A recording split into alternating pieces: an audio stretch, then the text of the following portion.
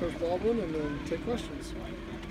It's good to be back, you know, on a Tuesday, and guys grinded and worked hard, but I thought they did last week too off a win, and that's kind of the consistency, is that you want the same work ethic, you want the same attention to detail no matter what happens. You can't be just motivated on results from Saturday, and our guys have been consistent with that, and I think it's shown up. So proud of the way our guys probably took more steps forward offensively than we had in a couple, you know. I mean, we did some things well in the WSU game, but that was kind of a byproduct of amazing situations with what the defense created, where this game, you know, we had to be really dialed in terms of situational football, you know, a third down, red zone, so those things took huge steps up. But on the flip side, we squandered a few opportunities in the first half. We got to start better. We got to find a way to be more balanced and run the ball better in the first half. You know, those are a couple things, and we just have to find a few more explosives. You know, so those are things we were able to overcome some of those things with great, you know, third down play and red zone play. But those are the things that we looked at as need improvements.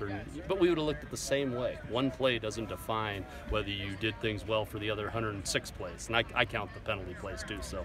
Yeah, I know it's 96 plays officially, but we grade 106 of them. So, yeah, one play doesn't define how you work going into the next week, and that's how I look at it. You guys have increased your third down efficiency each of the last 3 weeks, and I think this last week your efficiency was twice as good as it's been up until that point. What can you attribute that to? I just think guys are honing into it. They're spending, you know, time studying it. They're spending time in practice, and truly, you're just, you know, it's probably just a byproduct of continuing to be in the first year in the system, game 8 instead of game 4 or 5. Mm-hmm. I mean, you get used to certain things, you know, we're going to call, how we're going to do them. You can get used to adjustments in game you might make, you know, on a third down. So, and a credit to the guys. They executed. At the end of the day, they executed, because some of those things weren't just easy. You know, some of those things were still contested catches and some things of that nature that, you know, took the right execution. Not having your starting left tackle, and really over the last 2 games, you've only allowed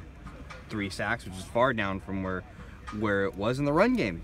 Got better. Probably one of your best run games in the last few weeks was against Arizona. Is that also just a byproduct of these guys are 8 games in? They know the system now. They're getting more comfortable, or is it something else? No, I think there's a combination of that. I mean, they're just getting used to it. They're getting, you know, they're just playing together, and that's what it takes a lot of times up front, and getting a rhythm together.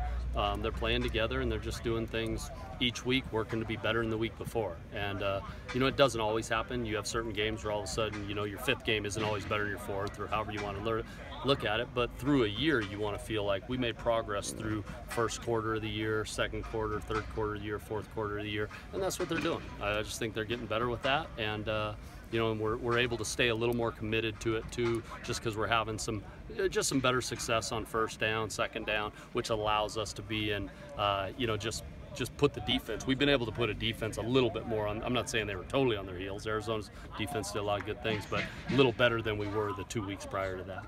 Kind of like the stock market. There'll be ups and downs, but as long as it's trending up. Right. What have you thought of Cam's play and stepping in there kind of last minute to play left tackle? Oh, did a great job. That's hard. That's a hard position anyway. Mm-hmm. You know, for anybody, no matter how long you've played that position. I mean, O-line in general is just, you know, a challenging position. But for him to then move like that, you know, quickly, you know, with that short a time, not having a ton of reps on the season, you know, says a lot. It says a lot about, you know, just his mental approach too. Because it takes being mentally strong to do that.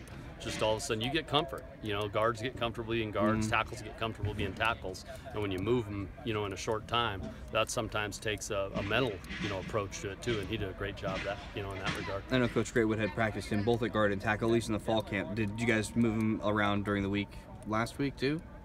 Yeah, once, we were in that situation. He played a ton of tackle, you know, once, you know, Pat was in the situation he was. So, but through the course of the first 6, 7, 8 weeks of the season, it's not like he's played a ton, you know, not as much as he was at fall camp. So it was still something, you know, over the last 6, 7, 8 weeks. It's not like he's been getting a ton of reps, you know, at it until last week. Is Macari going to be a game time decision? Yeah, he definitely will, you know, and I honestly don't even know, so, and I won't, even if I did, I wouldn't talk about it, but it will be, as of right now, it'll be a game time decision. Okay. So with the 2-point conversion play, what goes into the decision what type of play to run? Empty backfield versus, you had some success with sort of a max protect situation with 6 and 7 guys in earlier. What goes into the decision to spread things out? Well, if you max protect, we got to see, right? You saw us call the timeout. Yeah. You got to see that they were probably going to drop 7 into coverage. If you max protect and run a 3-receiver route into a 7-man zone in the red zone, you can just do the math. You're going to end up with 2-on-1 defense to offense everywhere if that's what you decide to do. At the end of the day, I look at it this way: the matchup we got was a receiver on a linebacker. I mean, when you look at it, so I mean, the end result's easy to say, well, it didn't work out. Why? But when you look at the matchup, what was the matchup? It was a linebacker on a receiver. Give the linebacker credit; he made a play. But I think most of the time, when you get that type of matchup, you're in a good spot down there because nothing's going to be easy. And a run option too with 7 guys back in coverage. There's always a run option. You get into empty like that and it's spread out. You saw him do a flip, the week before, when they dropped 7, right? That was in the red zone. They dropped 7. He ran for a 7-yard touchdown. Yeah, he always has that run option, but he saw JD get to the back of the end zone and he put it in a spot where he felt like it. And JD, he didn't drop it at all. The guy made a great play. The guy came through his hands, got his hands on it, and the linebacker timed it perfect. I give him credit for that. And that's sometimes football. You guys had the same personnel, but after the timeout, did you guys change the play after you saw the show? We did, but honestly, we were probably never going to call the first play anyway. Interesting. Yeah, because we were going out there to kind of see what they were doing. Now they could have changed what they were doing. And we still felt like we had answers with that play, even if they did. But yeah, it was kind of to get a look. How are they going to play it? But I didn't feel like at that point they were going to change versus that formation.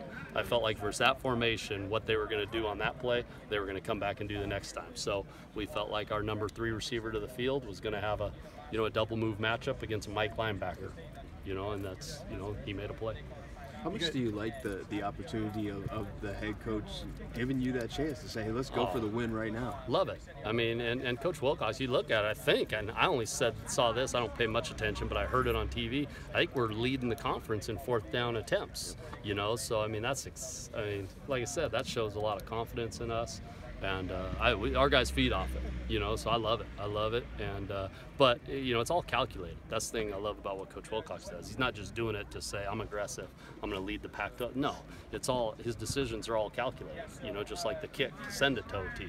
It was a calculated decision based on us having a great kicker.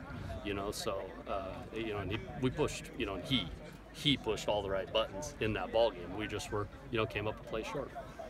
You guys were pretty solid at North Carolina to start the season on the road, but then the next 2 road games really weren't kind of characteristic of the way the team has played this season.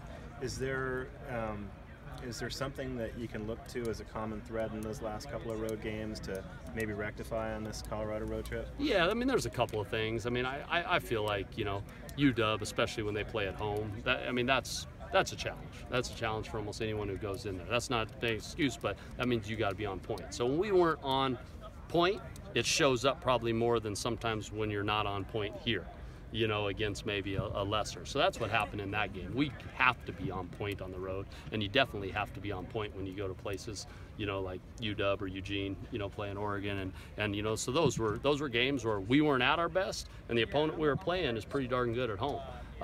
We know we're playing another great opponent at home.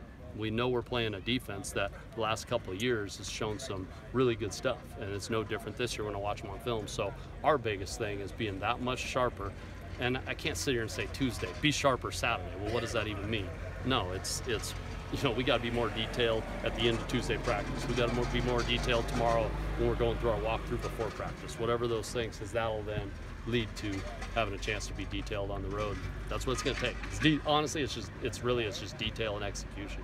With there being 4 games left, do you guys talk much with the team about, here's what we need to do to qualify for a bowl, or is that something you just push into the future? Not even. I don't even know all the regulations or how many you need to win or what. I mean, it's my first time. I've never even thought about it. So, but yeah, we really don't. Not a word is said, and it shouldn't be. I mean, I know that's the easy way to say it. Everyone knows it. We all know it, that there's a chance for a bowl game. We know that starting out the season, but I think when you start talking about that, it really is irrelevant. I mean, it really is, because if that's, and in a weird way, if that's kind of what you're playing for, then to me your motivation isn't where it needs to be anyway. It really isn't, because okay, so if we were 1-7 right now, we wouldn't play as hard? I hope not. I hope that's not our mindset, you know, so it really shouldn't be a motivating factor anyway, because then we're not playing or coaching for the right reasons. What stood out to you about Colorado's defense? You know, more than anything, I think they move really well. You know, similar sometimes to the way Oregon, you know, really can move side to side. No, they don't give you necessarily a ton on third down. Now they'll do some stuff, you know, and he gets real creative and does a really good job, you know, with some of the stuff. But on first and second down, it's a little bit more base. But what I mean is they move to the football, rally to the football, know their assignment. So you can tell they're not thinking. You know, those guys aren't thinking, they're just playing. And that's the quality of being well coached, disciplined, smart student athletes, and they're talented on top of that. I mean, you watch guys, you know, like 20 in the middle, you know, the stuff he does, and, you know, he's just one example, but I mean, there's a number of 95s, played a lot of good football for a lot of years. I think their secondary is very strong, you know, with all those guys, you know, every one of them from 6, 1, 7, and obviously the corners too, you know, are really good players. So it's going to be a good challenge for us. It will. And they've shown that. I think 26 is their corner that stood out the most. What do you see from him? Really good player, long. You know, these are longer corners sometimes that he's playing. He's long, but he's not just because he's long. He still has good feet, reacts well. Forward plays well too, though. You know, so it's not taken away from either of them. So it's just going to be a challenge for our wideouts. You know, he's just like I said, they have the ability with their length to sometimes, you know, get beat a little bit, but make up for it. You know, and because everyone gets beat, but if you've got some length, you have a chance to make up for it. And so it's pretty fun. You know, you appreciate, you respect watching how they play, and they play their tails off. They play with a ton of effort. So that's a quality unit that way. You mentioned trying to find more explosives. I don't mean to diminish the guys who are left, but you're playing without Hudson and Trey and Demetrius and Bakari last week. How do you find explosive plays when you're like that? They're still out there, though. You know, they are. We had our opportunities against WSU, and, you know, we just missed on a couple. I think we had 7 or 8 against USC, didn't we? Yep. Without any of those same guys, and that's against USC. So, I mean, they're still out there. We just got to, and I can probably commit to maybe attacking with a few more of them. You know, I wouldn't necessarily change last week because it was what, you know, it was, felt like it was the right fit. But yeah, there are ways where I could maybe think of attacking with a few of them. But, you know, regardless of who's not out there, the guys that are out there, they're out there for them. They are. They're very capable, and we can make a few more of those. I know you got enough on your plate this week, but when your defense is about to face a guy like Lindsey, do you ever sneak a peek at the running back of the other team, or do you catch any of that? I've seen him anyway because you watch crossover film going into the game. Sure. So I've seen him play against the opponents that we've been playing. So yeah, I'm not sneaking a peek this week. There's no point to that. I got to focus on their defense. But last week, I saw him. You know, I saw him a bunch when they played Arizona. So, you know, just like I said, it's impressive. And they bring a lot of different versatility to their running game. So, you know, because I saw that when I was studying their film. So it'll be a challenge. I know you guys are trying to score touchdowns every possession, but does it help to have a guy like Anderson who you know you can rely on as a kicker when kind of in the situation where we saw at the end of regulation? Absolutely. I mean, Anderson's a huge part of I mean, how many college kickers hit that 52-yard? It looked like it was good from 65 too.